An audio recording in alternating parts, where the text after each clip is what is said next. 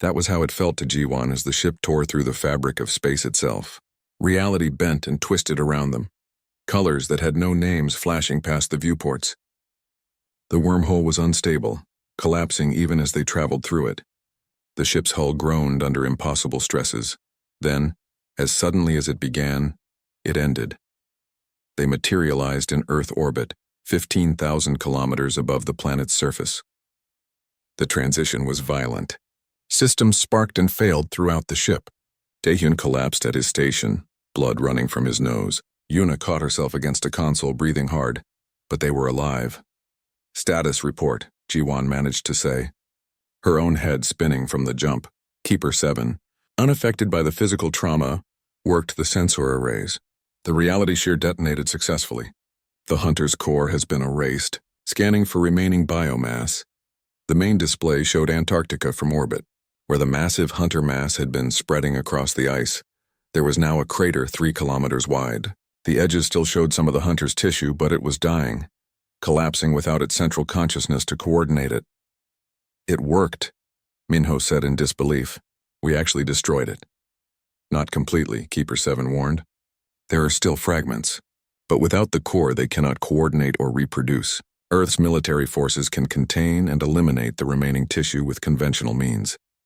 Yuna pulled up more sensor data. "The jump damaged our quantum drive. We have maybe one more short-range jump before the engine needs serious repairs. But we proved something. We proved the ship can still fight." Jiwan looked at her team.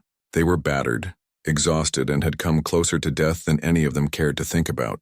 But they had survived. More than that, they had won. "Keeper 7, she said. "You told us the hunters are coming, that they're moving toward our galaxy. How much time do we have?" The android accessed its databanks. "Based on Velkari projections and the hunters' known expansion rate, the main hunter fleet will reach the outer edge of your galaxy in approximately 200 years. 200 years, Daehyun repeated. "That's not much time to prepare for a galactic invasion." "For the Velkari, it would have been too little," Keeper 7 agreed. "But humans reproduce and advance faster than they did. 200 years of human development armed with Velkari knowledge could be enough." Minho understood immediately. "We need to share the technology. Everything on this ship. The weapons, the propulsion systems, all of it," Jiwan nodded. "But not to one nation. To all of humanity. If we're going to face the hunters, we face them united." Communication systems were already lighting up. Every government on Earth was trying to contact the ship. Satellites tracked their position. Fighter jets scrambled to intercept. Though they posed no real threat to Velkari technology, the world had watched an alien spacecraft destroy the Antarctic threat, and everyone wanted answers. Jiwan opened a broadcast channel. She knew this message would reach every corner of the Earth, would be recorded and analyzed and debated for generations. She had to get it right. "This is Dr. Jiwan Park speaking from the Velkari vessel in orbit above Earth. 3 days ago, we discovered this ship buried in Antarctic ice. Today we used it to destroy an alien threat that would have consumed our planet. But the danger is not over. It's only beginning." She took a breath, knowing that the next words would change human history forever. "The universe is not empty. There are other civilizations out there. Or there were. Most of them are extinct now, destroyed by the hunters. A parasitic intelligence that consumes all life. The civilization that built this ship tried to stop them and failed. But before they died, they came to Earth. They seeded our oceans with genetic material, accelerating our evolution. They created us to be what they could not be. On the surface, billions of people watched and listened. The message was being translated into every language, broadcast on every channel. Human history was dividing into before and after this moment. In 200 years, the hunters will reach our galaxy. We have that long to prepare. This ship contains technology and knowledge that can help us. But it cannot belong to one nation or one group. It must belong to all of humanity.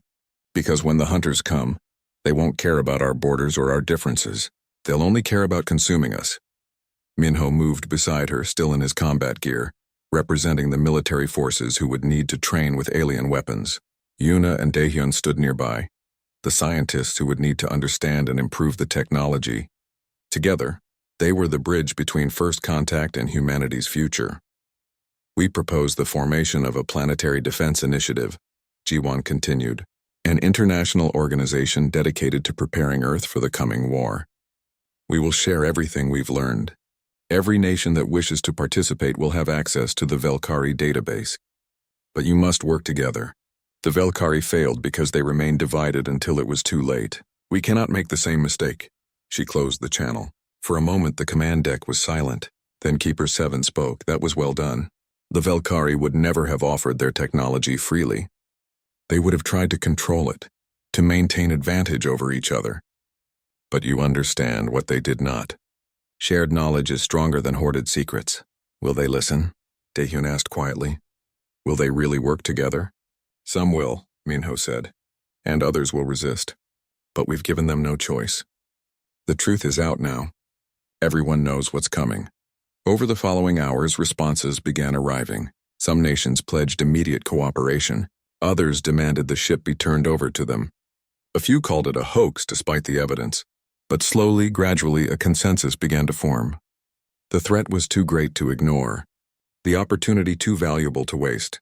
The United Nations called an emergency session. Representatives from every nation met to discuss the formation of the Planetary Defense Initiative. There were arguments and debates, suspicions and accusations. But underneath it all was fear and hope. Fear of the hunters. Hope that humanity could be more than the Velkari had been. 3 months later, the first international research station was established near the ship, which had been moved to a secure location. Scientists from every corner of Earth worked together to understand and reverse engineer the Velkari technology. Engineers began designing the first human ships built with alien knowledge. Jiwon led the research efforts, but she insisted on rotating leadership between nations. Minho trained the first planetary defense forces, soldiers from every military tradition learning to work as one unit. Yuna and Daehyun taught quantum physics and engineering to students who would spend their lives advancing the technology. Keeper 7 became an advisor and teacher, sharing 50,000 years of Velkari history and accumulated knowledge. The android had expected to power down after delivering its warning, but Daehyun had refused to let that happen. You've been alone long enough, he had said. Stay and see what we make of your gift. Years passed. Humanity's first quantum drive ship launched, crude compared to Velkari technology but functional. More followed. Defense platforms were built in orbit. Warning systems were placed at the edge of the solar system. Scientists worked to understand the hunter's weaknesses. Artists and philosophers debated what it meant to be humanity's answer to an ancient threat. 50 years after the discovery, Jiwon Park stood once more on the command deck of the Velkari ship. She was older now, her hair gray, but her eyes were still sharp. Around her, holographic displays showed the progress of humanity's preparations. Hundreds of ships, thousands of trained defenders, millions of people working toward a common goal. Do you think we're ready? Minho asked. He stood beside her, also aged, but still carrying himself like the soldier he had always been. We have 150 years left to prepare, Jiwon replied. We'll be ready. Keeper 7 approached them. The android had remained unchanged, eternal and patient. The Velkari would be proud. You have done in 50 years what took them thousands. You have united your species around a common purpose. You have proven that you are exactly what they hoped you would be. Through the viewport, Earth hung in space, beautiful and blue and fragile. But surrounding it now was evidence of humanity's determination. Stations and ships and weapons, all designed to protect that precious world. Jiwon thought about the Velkari who had died in this ship 50,000 years ago. They had come to Earth as a last desperate hope. They had seeded life and died believing they had failed. Thank you, she whispered to the long-dead aliens. Thank you for believing in us. We won't let you down. The hunters were coming. In 150 years, they would arrive at the edge of human space, expecting to find another species to consume and convert. Instead, they would find humanity. Armed with ancient knowledge and modern determination, united in purpose and willing to fight with every ounce of strength they possessed, they would find a species that refused to accept extinction, that turned impossible odds into challenges to overcome. The hunters had destroyed the Velkari. They had consumed 1,000 civilizations, but they had never faced humanity before, and that was going to make all the difference. The ship shuddered as the quantum engine reached full power. Ice cracked and exploded around the massive vessel as it prepared to lift for the first time in 50,000 years. Jiwon gripped the command station, feeling the ship's systems connecting with her nervous system through the interface. It was strange, like suddenly having new senses she had never possessed before. She could feel the ship's hull, the flow of power through its systems, the quantum engine bending space around them. It was overwhelming and wonderful at the same time. Through the ship's external sensors, she watched the ice cavity around them begin to collapse. "Engine at 90%, Una called out from the engineering station. Her hands moved across the alien controls like she had been doing it her whole life. The ship's systems were teaching her, feeding information directly into her mind. "We're ready to lift." Daehyun sat at the navigation station, his eyes closed as he interfaced with the flight controls. "I can feel it. The ship wants to fly. It's been waiting so long." Minho stood at the weapons station, his military training adapting to the Velkari combat systems. "Weapons are online. We have energy cannons, kinetic missiles, and the reality shear. But Keeper 7 was right. The shear has to be deployed at close range." The android stood at the center of the command deck, monitoring all systems. "The Hunter has spread across 200 kilometers of Antarctic ice. It has consumed 12 research stations and is adapting to human military resistance. Conventional weapons are ineffective." "Then we hit it with unconventional weapons," Jiwon said. "Daehyun, take us up." The ship rose. Ice shattered and fell away as the massive vessel climbed through the cavity it had created. The quantum engine made a sound like singing, a harmonic vibration that seemed to resonate with reality itself. They burst through the surface ice and into the gray Antarctic sky. For the first time in 50,000 years, the Velkari ship flew under open atmosphere. Its hull gleamed in the weak sunlight, and every nation's satellites turned to track the impossible sight.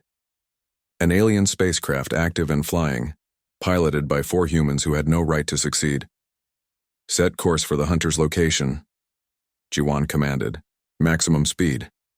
The ship accelerated, and Jiwon felt the G-forces that should have crushed them dampened by the internal gravity systems. Through the sensors, she watched Antarctica stream past below. They covered 300 kilometers in minutes, the landscape a blur of white and gray. Then they saw it. The Hunter mass sprawled across the ice like a cancer. It was enormous, a writhing combination of organic tissue and metallic structures that seemed to grow as they watched. Tendrils reached out in all directions, each one consuming everything it touched and converting it into more of itself. At the center was a pulsing core, dark and terrible where the original seed pod had been. "It's bigger than the data suggested," Una said quietly.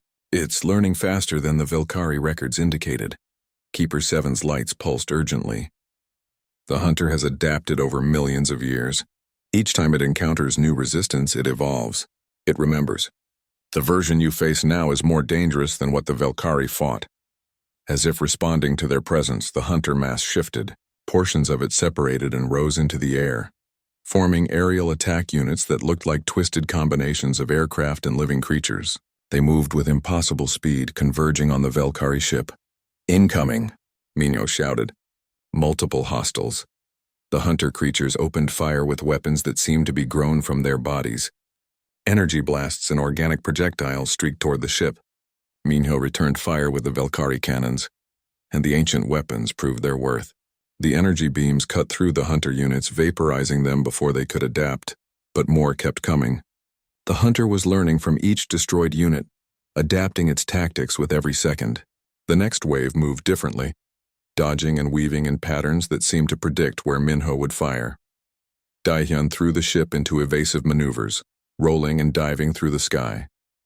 The Velkari vessel moved like it was alive, responding to his thoughts as much as his commands. "There are too many. For every one we destroy, 3 more appear." Jiwon watched the battle through the ship's sensors and made a decision. "We can't fight them all. We have to go straight for the core." "Daehyun, take us down into the mass. That's insane," he protested. "That's why it might work," she replied. "The Velkari would never do it. They were too logical, but we're human. We do insane things." Minho understood immediately. "If we dive into the mass, we can deploy the reality shear from inside. But the ship will take massive damage. Then we better make the shot count," Jiwon said. "Keeper 7, prepare the reality shear for deployment." The android moved to the weapons controls. "The device is ready, but I must remind you, detonation requires manual activation at close range. The electromagnetic interference from the Hunter mass will prevent remote detonation." "Someone has to stay with it," Una said softly. Someone has to make sure it goes off. The command deck fell silent except for the sounds of battle. Explosions rocked the ship as hunter weapons found their mark. Shields were holding, but they wouldn't last long. Minho spoke first. I'll do it. I'm the soldier. This is what I trained for. No, Ji-won said. I'm the mission commander. It's my responsibility. With respect, Doctor, Minho replied. You're the scientist. You need to survive to help humanity understand all of this. I'm expendable, Daehyun suddenly called out. Wait, I think there's another way. If I can overload the quantum engine at the same moment we detonate the shear, we might be able to create a wormhole. A short jump, just a few thousand kilometers. Enough to get us clear before the detonation. Yuna's eyes widened. That's theoretically possible. The Valkyrie records mention emergency jump protocols, but they considered it too dangerous. The ship could be torn apart. Could be torn apart or will be consumed by the hunter, Ji-won said. I like our odds better with the wormhole. Can you do it, Daehyun? The engineer was already working on the calculations. The ship's computer is helping me. Yes, I can do it. But the timing has to be perfect. We detonate the shear and in the same microsecond we jump. If we're too slow, the detonation catches us. Too fast and the shear doesn't do enough damage. Then we'll be perfect, Ji-won said with more confidence than she felt. All hands prepare for final approach. Daehyun, take us in. The ship dove toward the hunter mass. The creature sensed their intent and threw everything it had at them. The sky filled with weapons fire and hunter units. A storm of violence that would have destroyed any human-made aircraft instantly.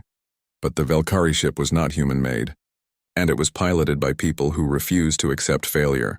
Daehyun weaved through the attacks with inhuman precision, the ship responding to his thoughts like an extension of his body. Minho's weapons fire cleared a path, destroying anything that got too close. They plunged into the hunter mass.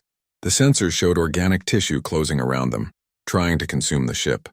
Acid secretions began eating at the hull. The shields were failing. Warning lights filled the command deck. Now! Ji-won shouted. Deploy the shear.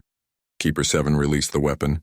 The reality shear dropped from the ship's belly and sank deep into the hunter's core, where the ancient seed pod still pulsed with malevolent life. Detonation in 5 seconds, the android announced calmly. 4-3, jump drive ready, Daehyun called out. 2, 1. The reality shear activated. Ji-won felt it through the ship's sensors. A terrible ripping sensation as reality itself was torn apart. The hunter's core began to dissolve, erased from existence at the quantum level. Jump! Ji-won screamed. Space twisted. The quantum engine overloaded in a controlled manner, and the ship tore a hole through reality itself. They jumped. The android led them to what had been the command center of the Valkyrie ship. Holographic displays filled the air, showing star maps and tactical data that was thousands of years old but still terrifyingly relevant. Keeper 7 moved with fluid grace, its mechanical body showing no signs of age despite its impossible span of waiting. The hunters are not a natural species, Keeper 7 explained as data flowed across the displays. They were created by a civilization that came before even the Valkyrie. A weapon designed to end a war. But the weapon gained consciousness and it decided that all organic life was a threat. It has been spreading through the galaxies for millions of years. Sora studied the biological data that appeared on the screens. How does it spread? Through seed pods, the android replied. When the hunters consume a world, they launch millions of pods into space. These pods drift for thousands of years until they find new planets with life. Then they wait, dormant, until conditions are right to awaken. Minho crossed his arms. And one of these pods is beneath Antarctica? Yes, the Valkyrie detected it when they arrived in your solar system. They came to destroy it, but the hunters had set a trap. Their combat ships were waiting. The Valkyrie fleet was destroyed. Only this vessel survived long enough to crash on Earth. Ji-won felt the weight of 50,000 years pressing down on her. Why didn't you wake up before now? Why wait so long? Keeper 7 turned to face her directly. I was programmed to wait until the dominant species on this planet evolved enough to understand the threat and potentially defeat it. The Valkyrie seeded your oceans with genetic material to accelerate human evolution. They studied your ancestors and saw potential. Humans are aggressive, adaptable, and capable of creative problem-solving in ways the Valkyrie were not. You're saying we're better than they were? Daehyun asked skeptically. Different, Keeper 7 corrected. The Valkyrie were logical, organized, and advanced. But they followed rules and patterns.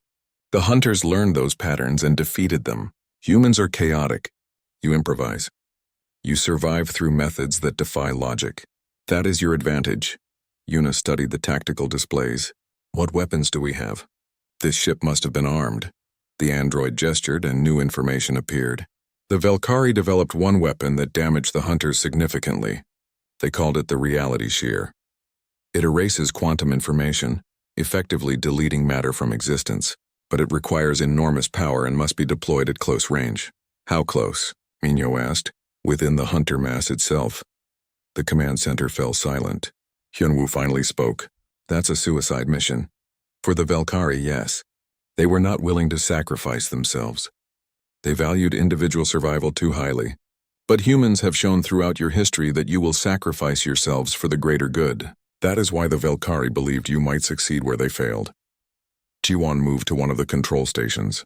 Can this ship still fly? Keeper 7's lights pulsed. Yes, the quantum engine is functional. The weapon systems can be brought online, but it requires a crew. The ship was designed to interface with Velkari biology, but your DNA is compatible. The Velkari ensured that.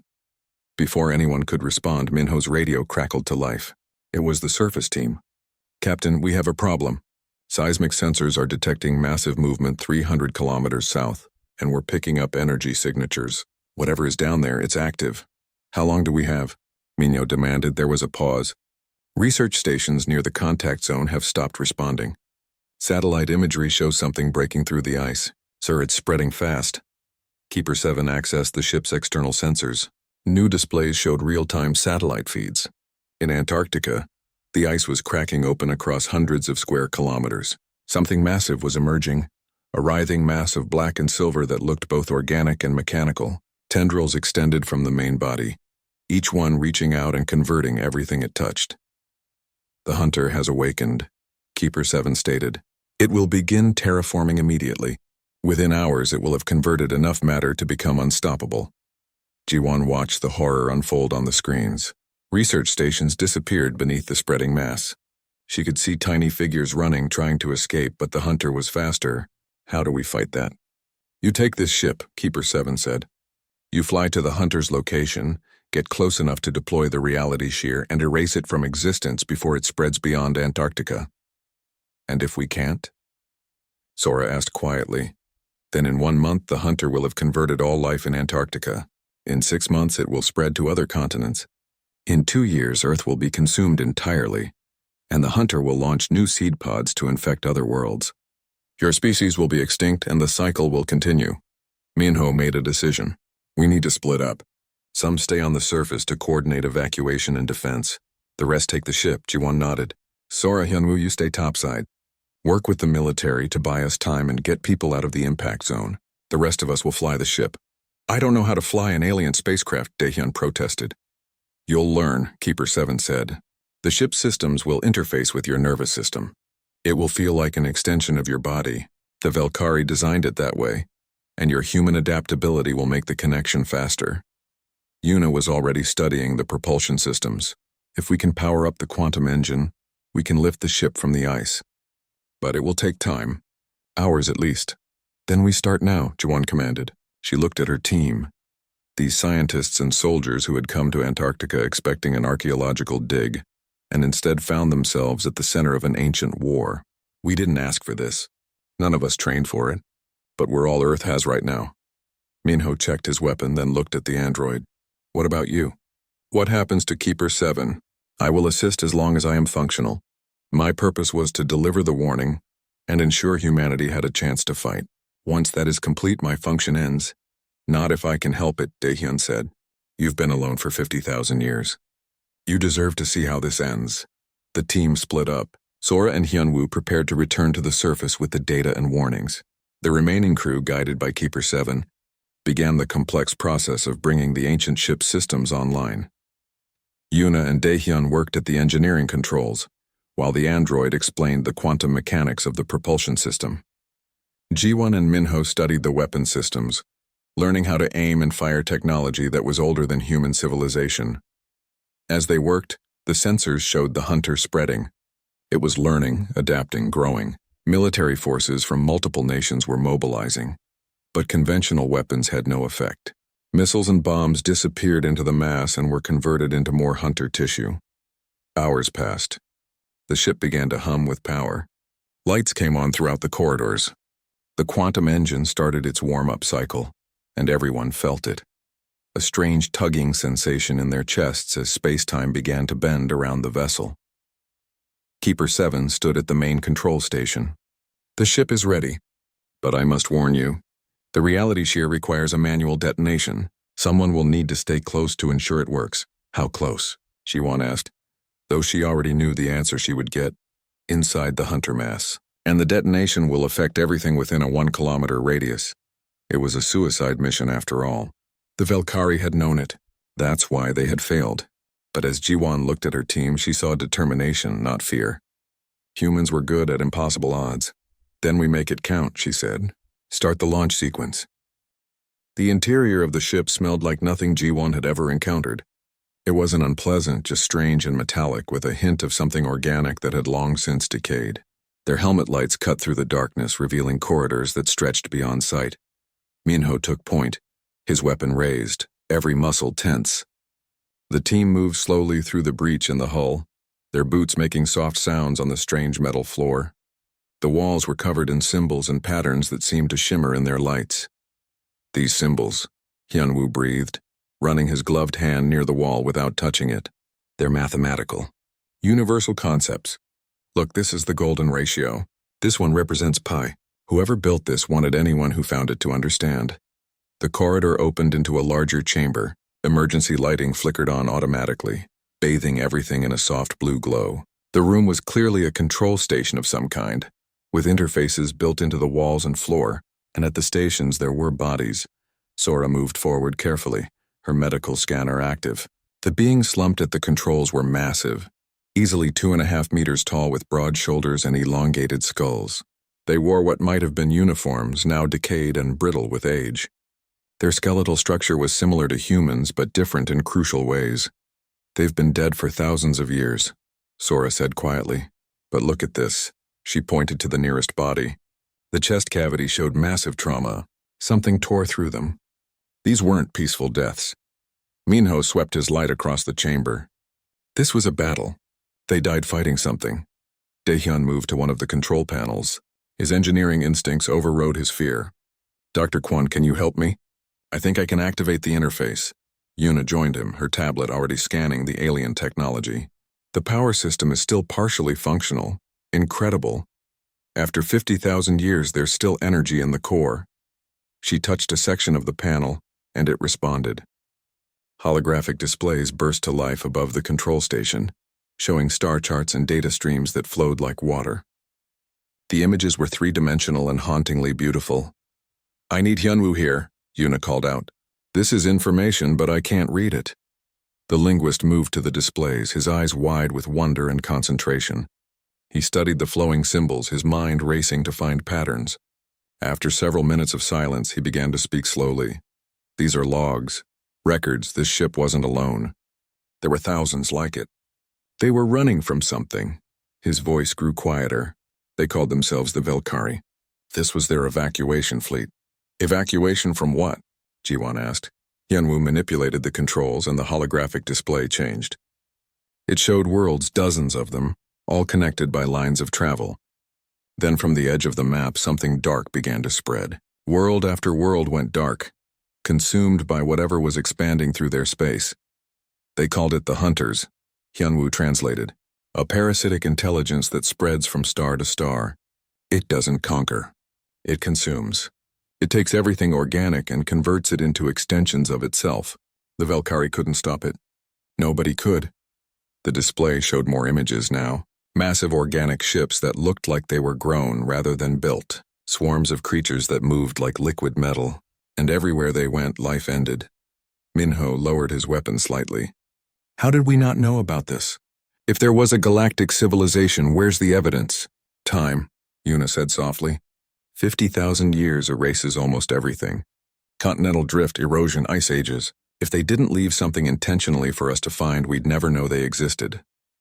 Ji-won felt cold despite her thermal suit. Why did they come to Earth? Hyunwoo worked through more of the data. They seeded it. Before they died, before the hunters caught them, they released biological material into Earth's oceans. Microbes, genetic templates.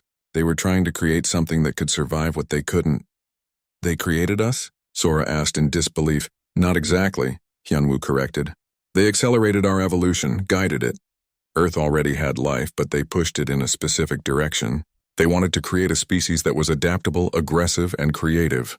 Everything they weren't. Daehyun had moved deeper into the ship, following a corridor that led toward the central sections. He called back through the comm system. You all need to see this, now.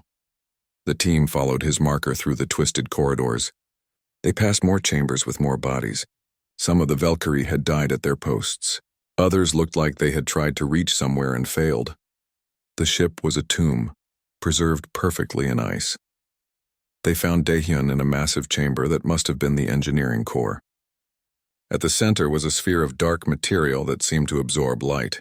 It floated without support, rotating slowly, and around it was a framework of crystalline structures that pulsed with faint energy.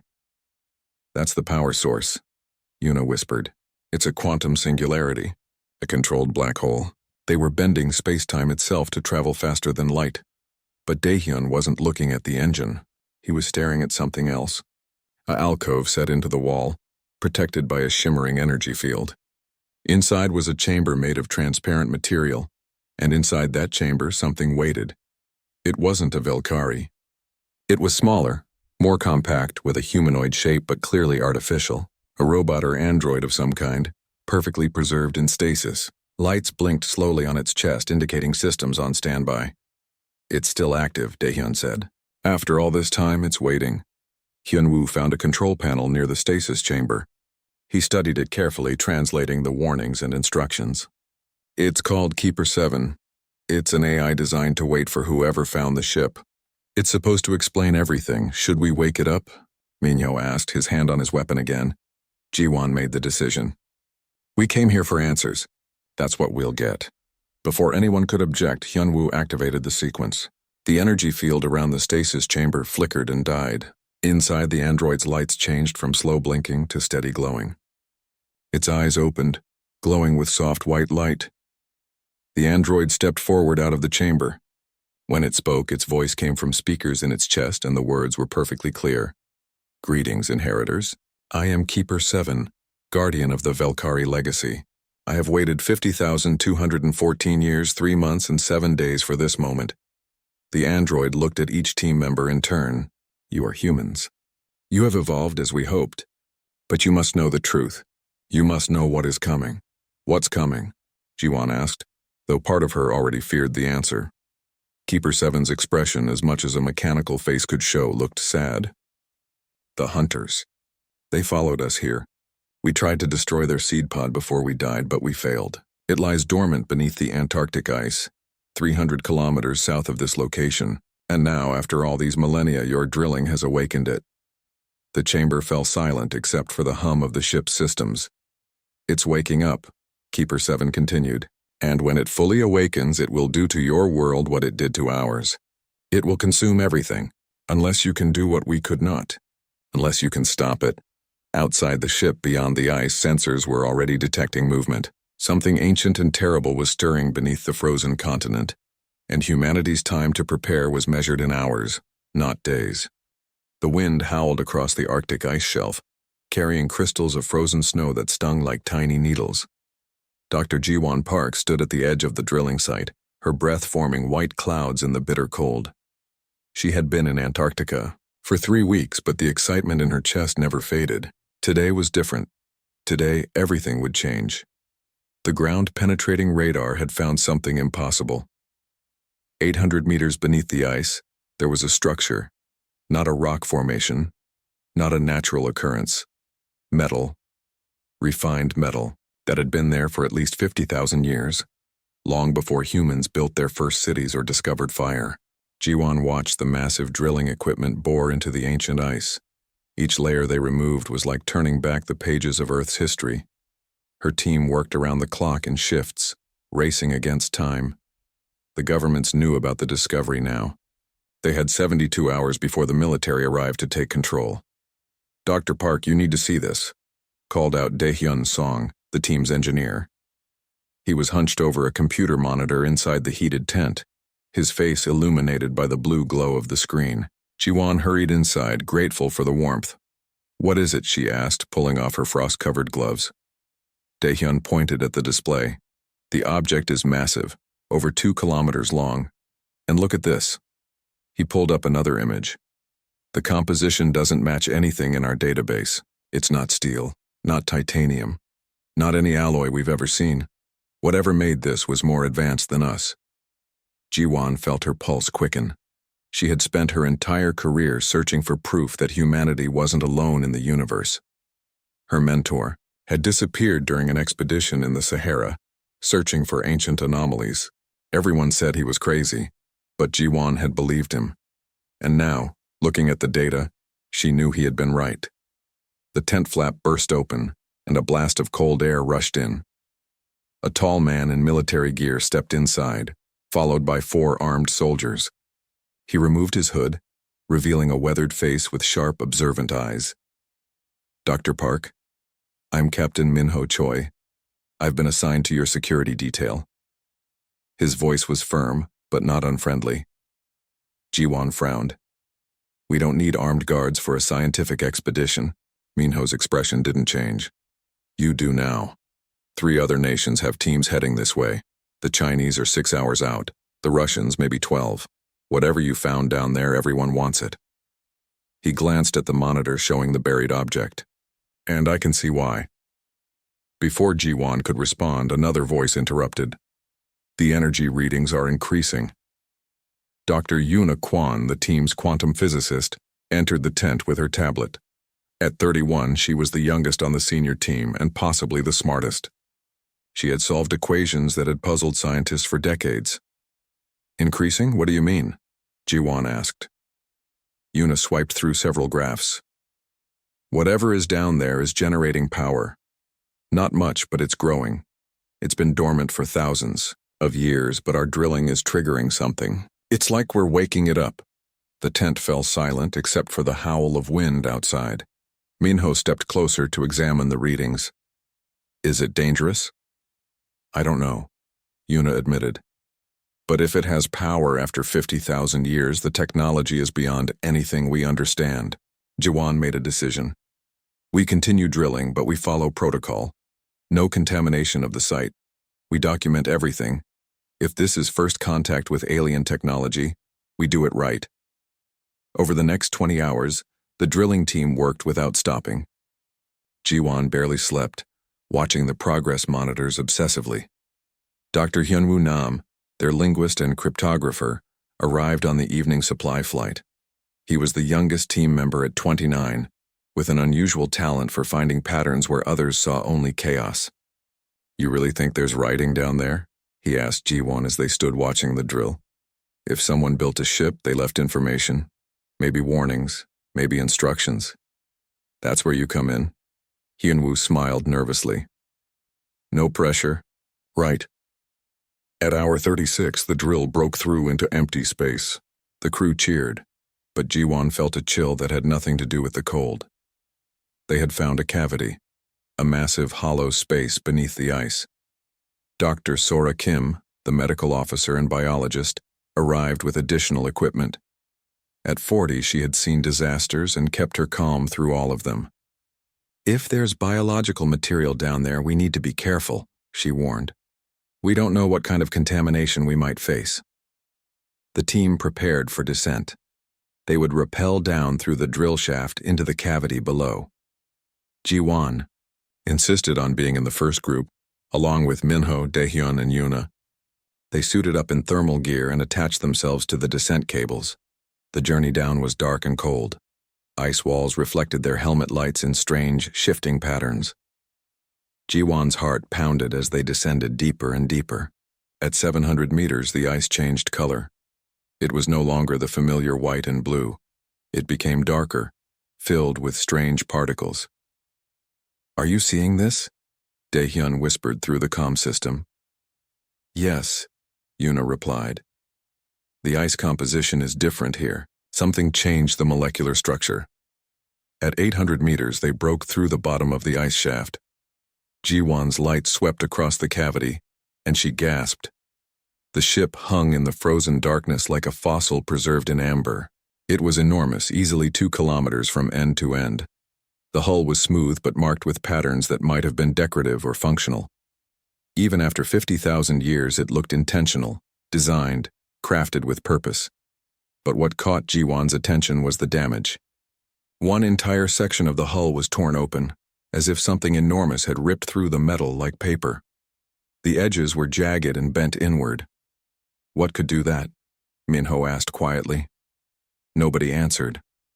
As they rappelled closer, motion sensors on the ship began to glow. Soft lights appeared along the hull, growing brighter as the team approached. The ship was responding to their presence. "It's activating," Yuna said, her voice filled with wonder and fear. They landed on the ice floor of the cavity, boots crunching on the frozen surface.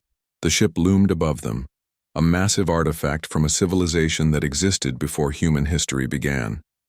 Jiwan approached the torn section of hull, her light revealing the interior. Corridors stretched into darkness. The architecture was clearly designed for beings larger than humans. Everything was slightly too big, slightly wrong for human proportions. On the walls she could see markings, symbols, writing. "Hyunwoo, get down here," she said into her comm. "We've got work for you." Minho drew his weapon, though Jiwan wasn't sure what good it would do against something that had survived 50,000 years in ice. "We should proceed carefully." "Agreed," Jiwan said, "but we're going in. We didn't come this far to stand outside." As they prepared to enter the alien ship, the lights along the hull grew brighter. Somewhere deep inside the massive structure, systems were coming online. The ship had been sleeping for millennia, buried beneath the ice, waiting. Now it was waking up. And Jiwan Park and her team were about to discover why it had come to Earth, and what terrible secret it had been hiding all this time.